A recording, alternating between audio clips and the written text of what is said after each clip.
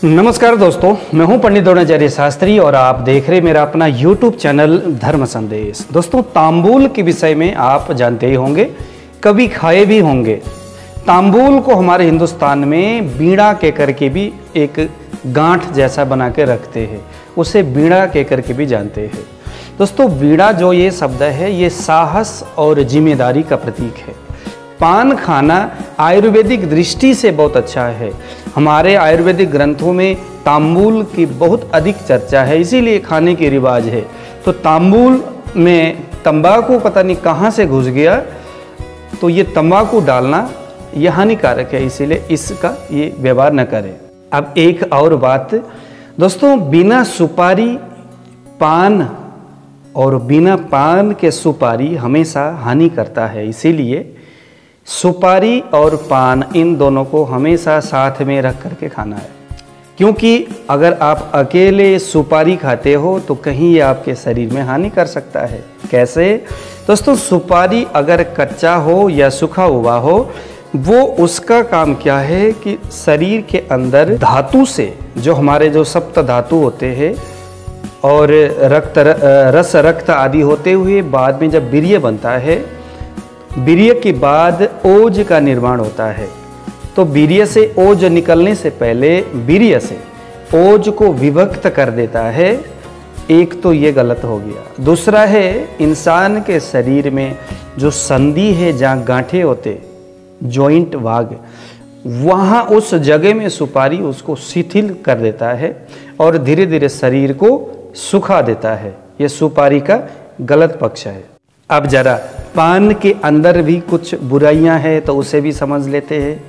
हाँ, पान में भी कुछ बुराइयां हैं, कुछ गलतियां हैं, कुछ गलत चीज़ हैं, समझना जरूरी है। दोस्तों, पान के अग्रभाग, मध्यम भाग और अंतिम के जो सिरा है, उसको हमेशा तोड़ के, काट के, जैसे भी निकाल के उसको फेंक देना है और बाकी के जो भाग है उसमें इन ऊपर के चूना, कत्था और सुपारी डाल करके इस्तेमाल करना है। एक चीज़ और ध्यान देना, जो नवीन पत्ते हैं ना, पान के नए पत्ते, उसको तुरंत इस्तेमाल करना हानिकारक हो सकता है। इसीलिए जो नए पत्ते उसको लंबे समय पानी में डाल के, उसके बाद किसी मोटे कपड़े से उसको ढक के काफ़ी लंबे समय तक, उसके बाद उसको खाने योग्य बनाया जा सकता है। अदरवाइज सीधा जो नवीन पान के पत्ते हैं, कोमल पत्ते, वो खाने योग्य नहीं है। दोस्तों, पान के अग्र, मध्यम और अंतिम जो भाग है उसको खाने के लिए इसीलिए मना किया गया, उसको फेंकने के लिए इसीलिए बताया गया है क्योंकि यहाँ पर वेटल फिनाल नाम का एक जहर रहता है इन तीन भाग में अक्सर, इसीलिए इसको निकाल के फेंक देना। अगर ऐसा नहीं करते तो ये जो जहर है, वेटल फिनाल नामक जो जहर, आपके शरीर के अंदर जाके रक्त यानी ब्लड में घुस जाएगा और उसके बाद सबसे पहले आपकी जो डाइजेस्ट सिस्टम, जठराग्नि को ये मंद कर देता है। तो इस मंदाग्नि का कारण पान का वही तीन भाग है, उसको निकाल के फेंक करके ही प्रयोग करें। अब ये बताया जाए कि इस पान को कब प्रयोग करें तो ज़्यादा अच्छा है। तो दोस्तों, आयुर्वेद ने दो विशेष वक्त को, हालांकि बहुत सारे जब आप समर यानी युद्ध के लिए जाते हो तो भी पान खाना अच्छा है, आदि इत्यादि बहुत सारे व्यवहार है, लेकिन दो विशेष जगह जहां पर इंसान पान का सेवन इन ऊपर के चूना, कत्था और सुपारी का जो मैंने रात्रि, मध्य और प्रातःकालीन भेद से जो बताया है, उसको इस्तेमाल करके ले तो अच्छी बात है। पहला, रति क्रिया से पहले। दोस्तों, पान के अंदर वीर्य को स्तंभन करने की कैपेसिटी रहता है, इसीलिए आपने देखे होंगे जितने भी जो शरीर में रसायन पैदा करने वाला या जो स्तंभक दवाई है, जो रति सुख को बढ़ाने वाली जितने भी जो तमाम दवाई वैद्य बनाते हैं, उसे पान के रस से के साथ रगड़ के घोट करके फिर तैयार करते। क्यों? क्योंकि ये अति और बेहद स्तंभक दवाई है। इसीलिए आपने क्या करना, रति क्रिया से पहले रात में इस तरह से पान, सुपारी, कत्था और चूना आदि मिला करके, शहद या और भी केसर आदि मिला करके आपने लेना है। कब? रति क्रिया से पहले। दूसरा, सुबह और शाम को भोजन करने के बाद कुछ देर बाद भी आप इस पान को लेना आपके लिए उत्तम है। अब जो आप कभी बनारस गए होंगे तो आपने देखे होंगे, टीवी में भी बहुत चर्चा आता है कि लोग पान खा के दीवारों में थूक देते हैं। इस थूकने के पीछे का भी बड़ा साइंटिफिक रीजन है कहूँ, या कुछ बहुत बड़ा एक आयुर्वेदिक निर्देश है। हाँ दोस्तों, पान खाने के बाद इसको पहले 2 बार आने वाला थूक को जरूर फेंकना है। लेकिन फेंकने का मतलब ये नहीं कि जहाँ मर्जी दीवारों में थूक दिया जाए, क्योंकि आयुर्वेद में बताया गया है कि पान के अंदर जो या वेटल फिनाल या दूसरे जो और भी जहर इसमें, क्योंकि वीडियो काफ़ी लंबा हो जाएगा, तो कुछ 2-3 ऐसे जहर है जो फिर भी पान के पत्ते के अंदर विद्यमान है। और पान और सुपारी जब मिक्स होता है तो कुछ ऐसे जहर होते हैं जो आपके डाइजेस्ट सिस्टम को, आपके ब्लड सर्कुलेशंस को कहीं कुछ बाधित कर सकते हैं। इसीलिए कहते हैं कि पान खाने के बाद पहली बार थूक जब आता है तो उसे थूक देना चाहिए, उसको नीलना नहीं है।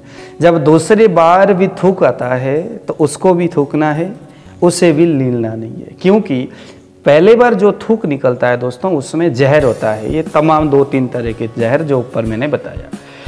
दूसरी बार जो थूक आता है तो वो थूक में कुछ ऐसा चीज़ होता है जो इंसान के शरीर में मंदाग्नि को बढ़ाता है, जो इंसान के शरीर में उसके जठराग्नि को थोड़ा सा कम कर देता है, कमज़ोर करता है। हालांकि पान जठराग्नि को बढ़ाने का काम करता है, वैसे ये वात, पित्त और कफ इन तीनों के लिए अति योगकारी है, यानी कि इन तीनों को समन करता है, इन तीनों को बैलेंस में रखता है।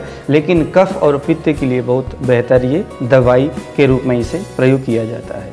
तो दोस्तों, पान के दूसरे थूक में जो खाने के बाद जो आता है उसको फेंकना है, क्योंकि ये अगर नील लेते हो तो ये आपके जठराग्नि को धीमा करता है।